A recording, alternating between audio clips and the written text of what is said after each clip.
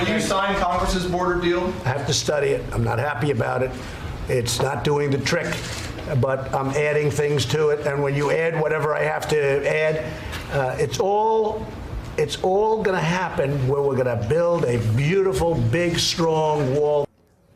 Okay, that was President Trump reacting in today's cabinet meeting to multiple sources telling NBC News that congressional negotiators have reached a deal in principle on a border deal to prevent another government shutdown. But with the president demanding $5.7 billion for his wall, let's see how this deal stacks up against the bill the president signed, then criticized last year. Okay, last time Congress gave him $1.6 billion for border fencing, but with some caveats. Only most of it would go for secondary fencing or pedestrian fences along border areas. Only $38 million was actually allocated to the border barrier design and planning. This time, NBC News has learned the conference committee will only authorize $1.375 billion for fencing and existing technologies, no wall. And as for the president's 200 miles of barrier, well, back in 2018, Congress authorized a little more than 39 miles of that secondary and pedestrian fencing. This time it's up a bit to 55 miles, and like last time,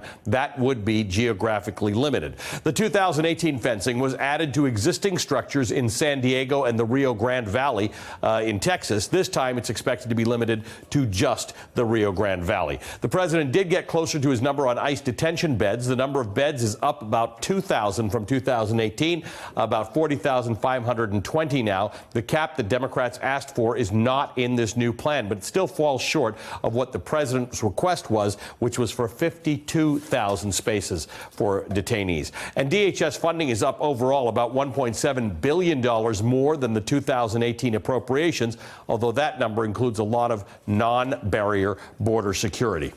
When you say the plan, the deal, what kind of deal is that? What do you mean? The deal that they've put together. Oh, it's a deal that involves different groups. What kind of groups?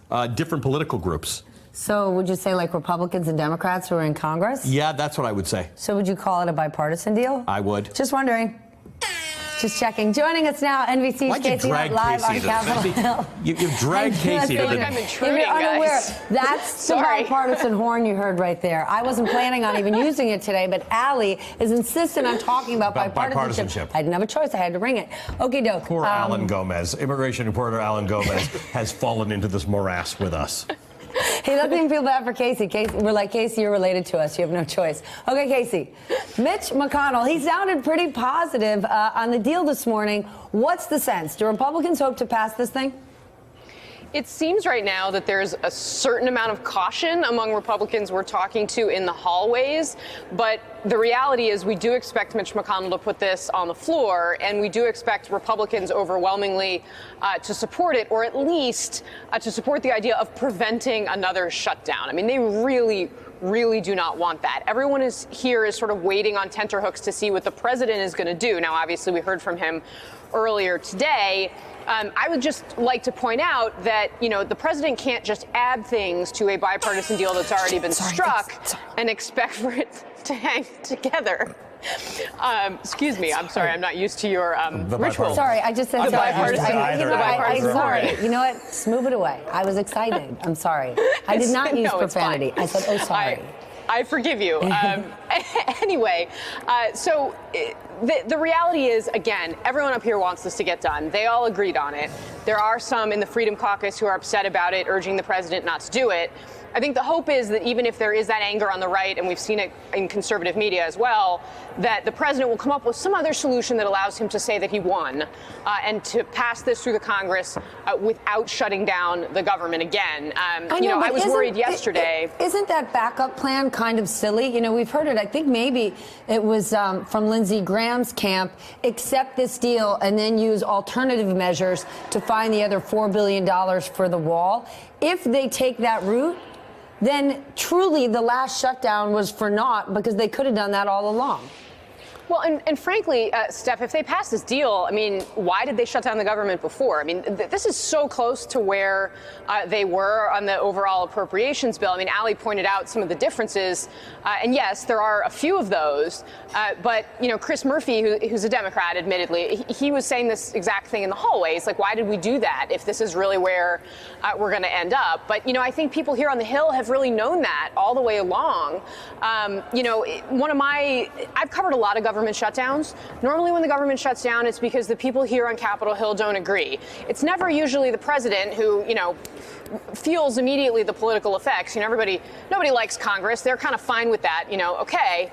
But in this case, everybody here agreed with each other, which, you know, we usually consider to be pretty remarkable. And it was the president who threw this last-minute wrench in it. So I think that's really what you're feeling right now is Republicans who they went in pretty early to their lunches. They haven't come out yet. We're going to see Mitch McConnell here in just a couple of minutes. We may have a better sense after that. I think they are all just waiting, hoping, probably praying that the president doesn't screw it up again. Alan, the politics aside, I sort of tried to explain what's in this deal compared to the last time. But if you don't follow this very closely, it's unclear as to who this is a win for and whether this goes any distance towards actually fixing what's broken with our immigration system. What's your take? I mean, 50 miles, 100 miles of a fence is not going to fix the problem of illegal immigration. So let's focus on who's winning and losing here. And I've been really shocked to hear conservative media, Sean Hannity, talk about this being a garbage compromise, because one thing missing from your big board, and I don't want to question your big board, but one thing missing from it was that the $5.7 billion allocated in that first go-around, the first request from the White House, that would only have funded 110 miles of new wall. Oh, so let me just point something out. That was not on Ali's big board, but please know this guy has been ringing that bell. It's not even a quarter of the wall at the best in the best scenarios. Right. And so quite literally, Democrats met the president in the middle here. So they have that going for them. On the other hand, remember, back then, Republicans had to give up. For that wall, what they had to give up was protections for 800,000 Dreamers, those 3-year protections from deportation, protections for 300,000 people with temporary protected status. That's all gone in this compromise. That's completely out of the way. So they're getting 55 miles of additional wall. They don't have to protect any undocumented immigrants, or amnesty as they refer to it.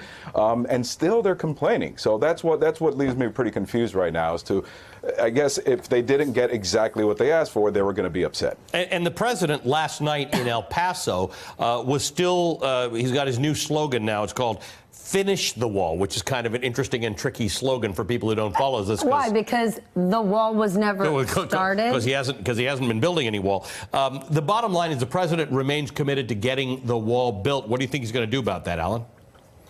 I mean, you know, obviously we've been hearing about the national emergency powers, but I guess it's, you know, hard for all of us to understand what's going on in the president's brain. But is 55 miles enough for him? Is that enough for him to declare victory and say, okay, I get my new wall? He gets to build it. He gets to probably put a plaque on it like he already did for some replacement fencing down in the southwest border with his name on it. Is that enough for him to feel comfortable that he can go back to voters and say, I did what I could, I got 55 new miles? Or does he feel that he has to go above and beyond that? Wait, and so did he put his name and a plaque on some replacement fencing already? Yeah, down in southwest, in the southern border in California. DHS Secretary Nielsen went down there for a big ceremony. They bolted a plaque on a wall, but they didn't mention the fact that it was replacement fencing that was funded under the Obama administration. You can't make this stuff up. Casey, thank you. Alan Gomez, great to see you guys. Sorry about the bipartisan horn. I'm sorry. And Don't apologize. Didn't see. You know what? When she said don't apologize, you know what that means? It means she likes it. Hey, MSNBC fans, thanks for checking out our YouTube channel. Subscribe by clicking on that button down there and click on any of the videos here to watch the latest interviews and highlights. You can get more MSNBC for free every day with our newsletters. Just visit msnbc.com/newsletters to sign up now.